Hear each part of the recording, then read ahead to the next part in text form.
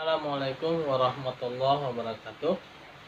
Alhamdulillahilladzi arsala rasulahu bil huda wa dinil haqq liyuzhirahu 'ala dinihi wa kafa bihi shahida. Asyhadu an la ilaha illallah wa asyhadu anna Muhammadar rasulullah la nabiyya ba'da ma ba'd. Rabbi shrah sadri wa yassir li amri wa hlul 'uqdatam min lisani yafqahu qawli. Allahumma sholli ala sayyidina Muhammad wa ala ali sayyidina Muhammad kama shallaita ala sayyidina Ibrahim wa ala ali sayyidina Ibrahim wa barik ala sayyidina Muhammad wa ala ali sayyidina Muhammad kama barakta ala sayyidina Ibrahim wa ala ali sayyidina Ibrahim fil alamin innaka Hamidum Majid. Baiklah, kita akan melanjutkan pembahasan kita mengenai Sirah Nabawiyah yang ditulis oleh Dr. Muhammad Said Ramadan Al-Buti, yaitu mengenai tahapan-tahapan dakwah Islamiyah dalam kehidupan Rasulullah SAW.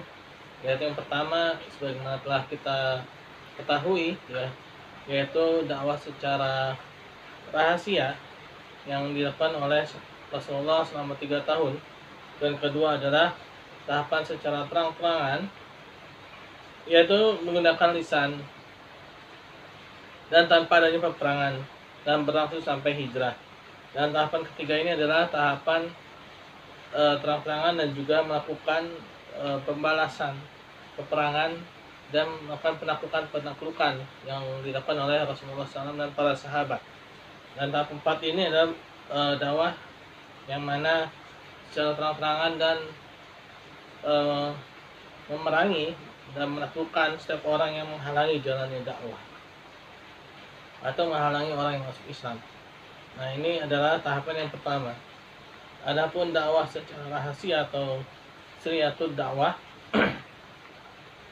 Nabi SAW mulai menyambut perintah Allah Subhanahu wa taala, mengajak manusia untuk menyembah Allah Subhanahu wa taala dan meninggalkan berhala. Tapi dakwah Nabi ini dilakukan secara rahasia yang pertama kali, karena Rasulullah SAW ketika itu melakukan secara rahasia, menghindari tindakan-tindakan buruk orang-orang kafir Quraisy ketika itu. Nabi SAW tidak menampakkan dakwah di majlis-majlis umum, yang diadakan oleh orang-orang kafir Quraisy ketika itu, dan tidak melakukan dakwah kecuali kepada orang-orang yang memiliki hubungan kerabat atau kenal baik dengan Rasulullah SAW. Orang yang pertama kali masuk Islam ialah istri beliau, yaitu Khadijah binti Khuwailid radhiyallahu anha, Ali bin Abi Thalib radhiyallahu anhu, Zaid bin Haritsah, itu mantan budak Rasulullah SAW, dan anak angkatnya Abu Bakar As-Siddiq, Abu Bakar bin Abi Quhafah, Utsman bin Affan, Zubair bin Awam, Abdurrahman bin Auf, Sa'ad bin Abi Waqqas, dan lainnya. Ini adalah orang-orang yang dikenal dengan nama As-Sabiqunal Awwalun, yaitu orang-orang yang pertama kali memeluk agama Islam. Mereka ini bertemu dengan Nabi secara rahasia, secara sembunyi-sembunyi. Apabila salah seorang di antara mereka ingin melaksanakan salah satu ibadah, ia pergi ke lorong-lorong Mekah dan bersembunyi dari pandangan orang-orang Quraisy. Ketika itu orang-orang menganut Islam lebih dari 30, dari laki dan wanita. Rasulullah SAW ini rumah salah seorang dari mereka, yaitu rumah Al-Arqam bin Al-Arqam, sebagai tempat pertama mengadakan pembinaan dan pengajaran. Dakwah pada tahap ini menghasilkan sekitar 40 lelaki dan wanita dalam menganut Islam. Kebanyakan mereka adalah orang-orang yang fakir, pemudak, dan orang-orang Quraisy yang tidak memiliki kedudukan. Dan beberapa ibrah, sebagaimana telah disampaikan sebelumnya, bahwa pada buku Sirah Nabawiyah yang ditulis oleh Dr. Muhammad Said Ramadan Al-Buti ini adalah adanya ibrah dari setiap sirah yang dijelaskan. Yang pertama itu sebab syiriah pada permulaan dakwah yang Rasulullah SAW tidak diragukan lagi bahwa kerahasiaan dakwah Nabi SAW selama bertahun-tahun. Pertama ini bukan karena kekhawatiran Nabi SAW terhadap dirinya, sebab ketika beliau dibebani dakwah dan diturunkan kepadanya firman Allah, yaitu surat Al-Mudaththir, hai orang-orang yang berselimut, bangunlah lalu berikanlah peringatan. Beliau sadar bahwa dirinya adalah utusan Allah kepada manusia. Karena itu beliau yakin bahwa ilah Tuhan yang mengutus dan membebaninya dengan tugas dakwah ini mampu melindungi dan menjaganya dari gangguan manusia. Tapi Allah Subhanahu wa taala memberikan ilham pada Rasulullah SAW, ya, semacam wahyu padanya agar mulai dakwah pada tahapan awal dengan rahasia dan tersembunyi, ya. Jadi ini adalah suatu strategi, ya, atau suatu taktik atau suatu cara, ya, yang mana boleh dilakukan, ya, boleh dilakukan untuk melihat bagaimana kondisi pada saat itu, ya. Dan ini juga bisa dicontoh, ya, oleh para dai sekarang, ya. Apabila memang melihat kondisinya belum memungkinkan, mungkin boleh dengan cara sembunyi-sembunyi terlebih dahulu, yaitu pada orang-orang yang memang dikenal baik, ya, yang memang sudah mengerti sehingga dakwah itu tersampaikan dan tidak membuang-buang energi dan waktu yang terlalu banyak, sehingga nantinya, ya, akan menghasilkan efek bola salju, yaitu semakin karena yang dapatkan dakwah yang pertama kali ini adalah orang-orang yang memang kita kenal dan kita bisa mempercayainya, maka itu akan berdampak lebih mudah, lebih mengena, dan akan lebih cepat menyebar juga, karena bisa jadi orang yang kita ajak ini adalah orang-orang yang memang dia memiliki kedudukan, ya, atau memiliki sesuatu yang pengikut, ya. Tapi ya, dakwah yang pertama kali ini ada lebih didominasi oleh para kaum budak, ya, dan orang-orang fakir. Nah, ini adalah sesuatu yang alamiah, ya. Setiap dakwah atau ajakan kebaikan itu memang dimulai, ya, banyakkan yang menanggapinya itu adalah orang-orang yang memang belum mempunyai kedudukan, karena kedudukan, ya, pangkat, harta itu kadang menjadi penghalang seorang yang untuk menerima kebenaran, walaupun tidak secara 100%, ya, memang kebanyakan seperti itu, ya.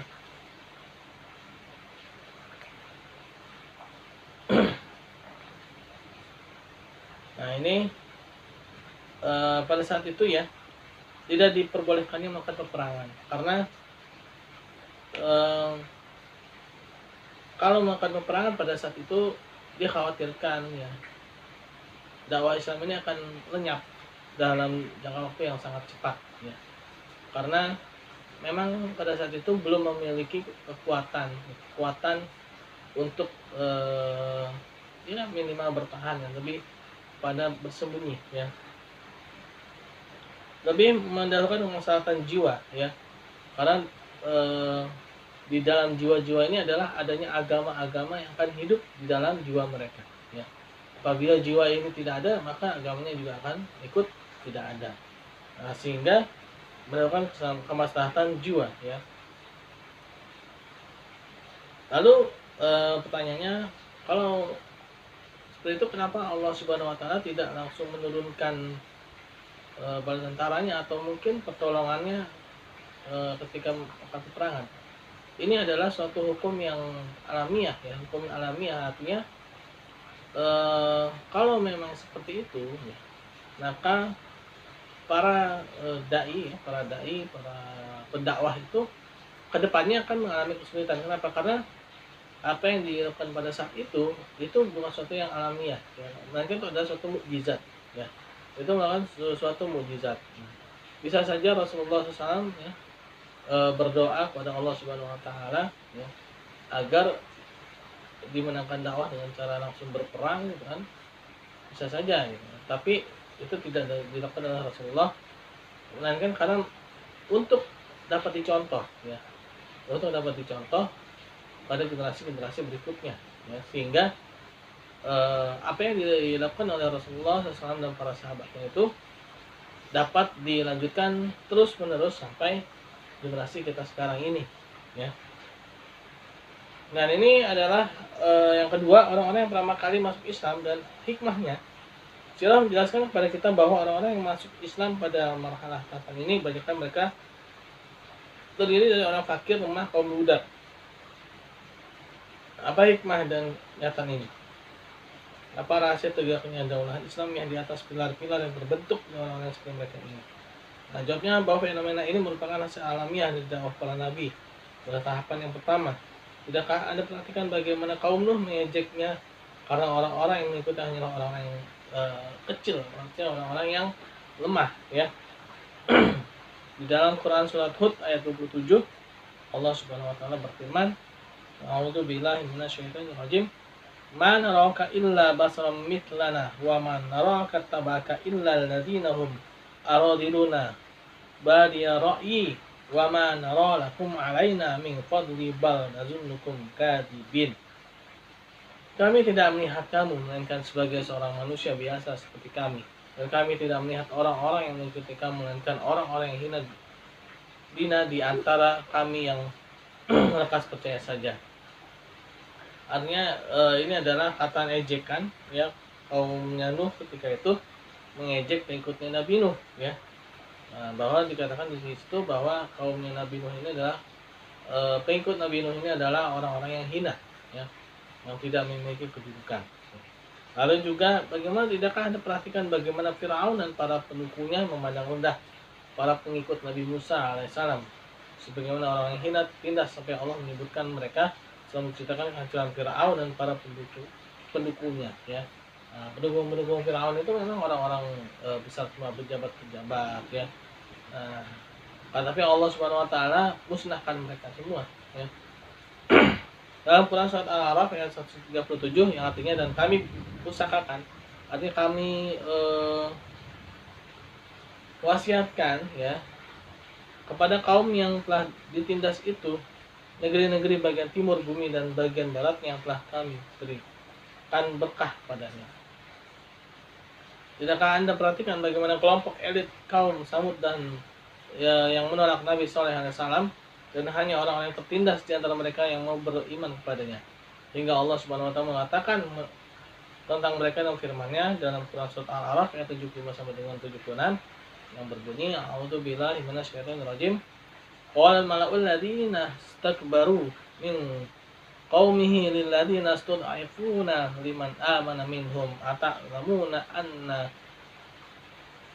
anna salihan mursalun min rabbih qalu inna bima ursila bihi mu'minun qala alladziina istakbaru inna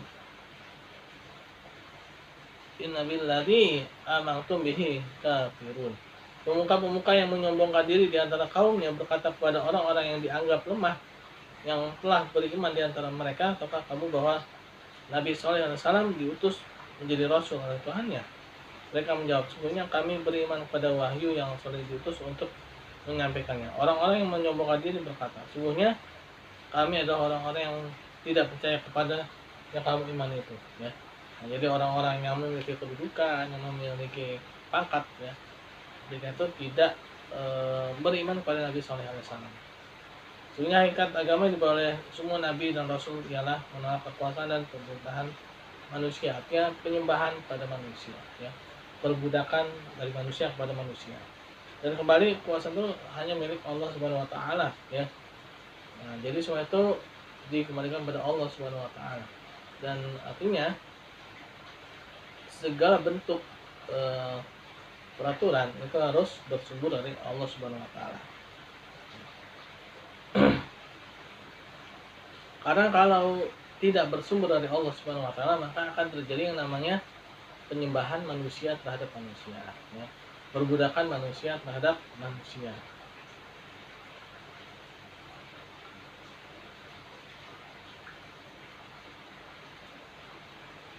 Nah, sehingga reaksi penolakan terhadap ajakan untuk berserah diri pada Allah SWT datang terutama dari orang yang mengaku berdaulat atau artinya memiliki kekuasaan tersebut, ya. Nah, mereka khawatir, mereka takut kalau kekuasaan mereka akan berakhir.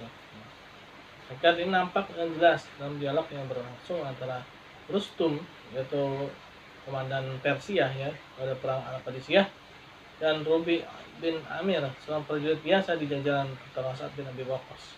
Rustum berkata kepadanya, "Apa yang mendorong kalian memerangi kami dan mau ke negeri kami?" Rubai bin Amir menjawab, kami datang untuk mengenalkan siapa saja dari penyembahan manusia kepada penyembahan Allah Subhanahu wa taala semata. Kemudian Rubai melihat barisan manusia di kanan dan kiri, Rustum tunduk ruku, ya.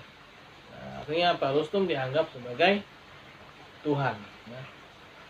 Lalu Rubai berkata dengan penuh keheranan, selama ini kami mendengar tentang kalian hal-hal yang mengagumkan, tapi aku tidak melihat kaum yang lebih bodoh dari kalian, ya. Nah, bodoh, ya. Manusia menyembah manusia itu satu kebodohan, ya. Kami kaum muslimin tidak saling memperbudak antara satu dengan lainnya.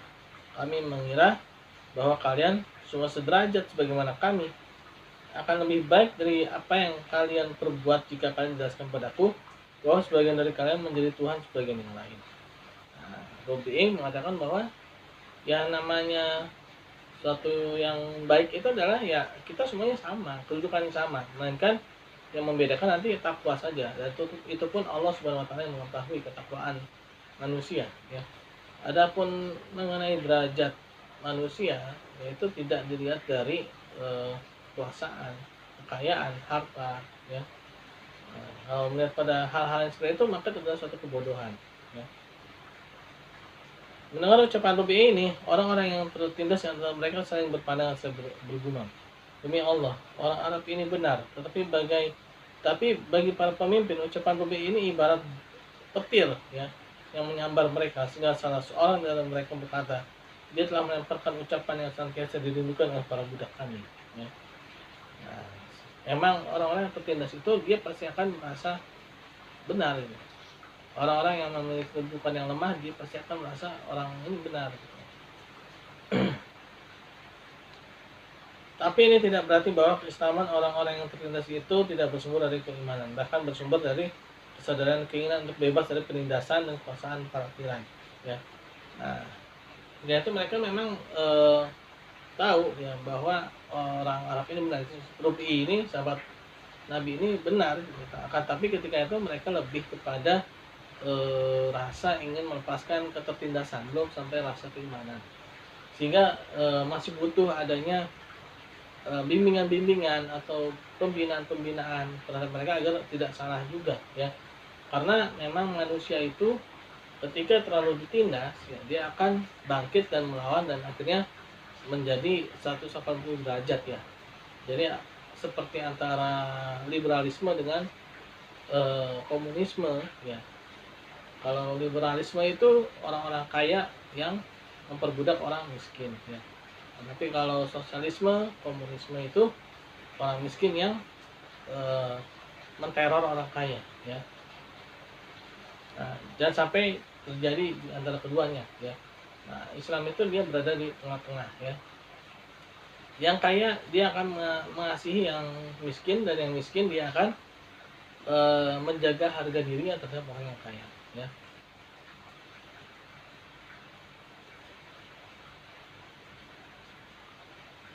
Nah, karena baik itu orang yang tertindas, ya, ataupun para tiran ini harusnya mereka sama-sama beriman pada Allah Subhanahu wa taala, ya. Nah, disinilah, ya, bagaimana seorang utusan dari Sa'ad bin Abi Waqqas, ya, bahwa utusan itu memberikan suatu gambaran yang baik, ya. Itu gambaran yang baik sehingga dia dapat menyadarkan banyak orang, ya. Dapat menyadarkan banyak orang. Nah, di sini dikatakan bahwa baik para tokoh Quraisy maupun kaum tertindasnya sama-sama berkewajiban mengimani Allah Subhanahu wa taala semata dan membenarkan apa yang dibawa oleh Nabi Muhammad SAW. Tidak seorang pun dari mereka kecuali mengetahui kejujuran Nabi SAW dan kebenaran apa yang disampaikan dari rohnya.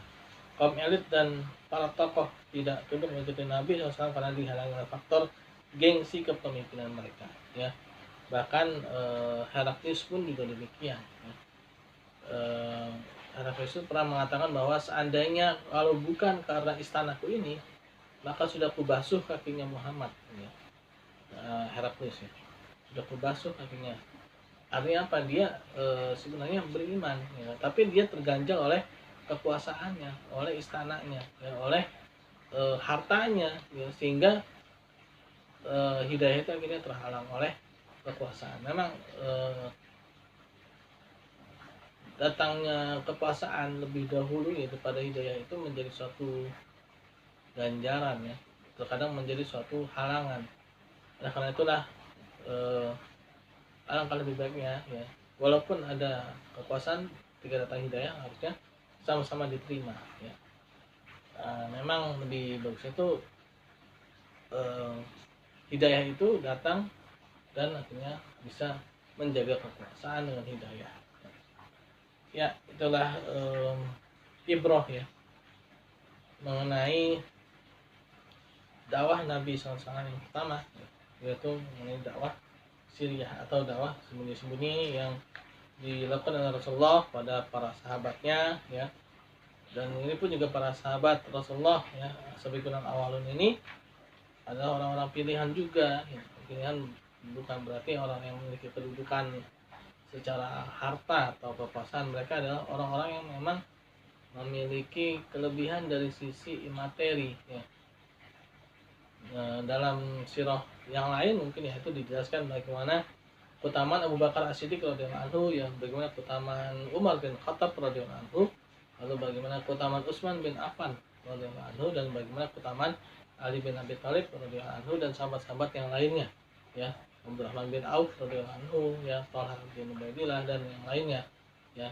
Mereka ternyata memang memiliki kelebihan-kelebihan, ya, yang mana tidak ada pada saat ini. Ya, mungkin itu saja. Terima kasih. Assalamualaikum warahmatullahi wabarakatuh. Subhanakallahumma bihamdi, subhanakallahumma bihamdika, asyhadu an la ilaha illa anta, astaghfiruka wa atubu ilaik.